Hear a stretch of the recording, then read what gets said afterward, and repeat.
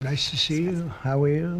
রাশিয়ার কাছ থেকে তেল কেনার অভিযোগে বুধবার ভারতের উপর অতিরিক্ত 25% শুল্ক আরোপ করেন মার্কিন প্রেসিডেন্ট ডোনাল্ড ট্রাম্প। সব মিলিয়ে দেশটির পণ্যের উপর মোট শুল্ক হার দাঁড়ায় 50%। বৃহস্পতিবার থেকে প্রথম দফার শুল্ক কার্যকর হলেও ভারতীয় পণ্যে নতুন সিদ্ধান্ত কার্যকর হবে 21 দিনের মাথায়। যুক্তরাষ্ট্রের এমন সিদ্ধান্তে হতাশ ভারত।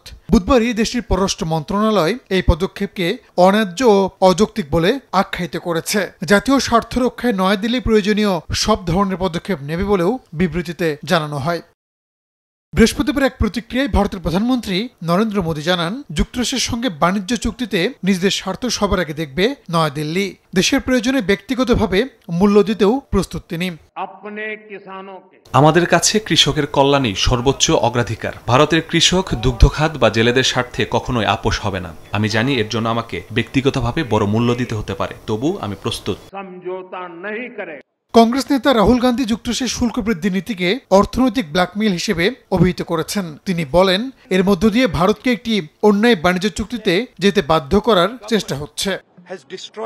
এদিকে যুক্তরাষ্ট্রের শুল্ক বাড়ানোর ঘোষণা ও বাণিজ্য চাপ সত্ত্বেও চীন সফরে যাচ্ছেন মোদী। আগামী 31 আগস্ট তিয়ানজিনে অনুষ্ঠিত হতে যাওয়া সাংহাই কোঅপারেশন অর্গানাইজেশন শীর্ষ সম্মেলনে যোগ দেওয়ার কথা আছে তার। সেখানে রুশ প্রেসিডেন্ট ভ্লাদিমির পুতিন ও চীনা প্রেসিডেন্ট শি জিনপিং এর সঙ্গে তার বৈঠক হতে পারে বলে জানিয়েছে বিভিন্ন গণমাধ্যম।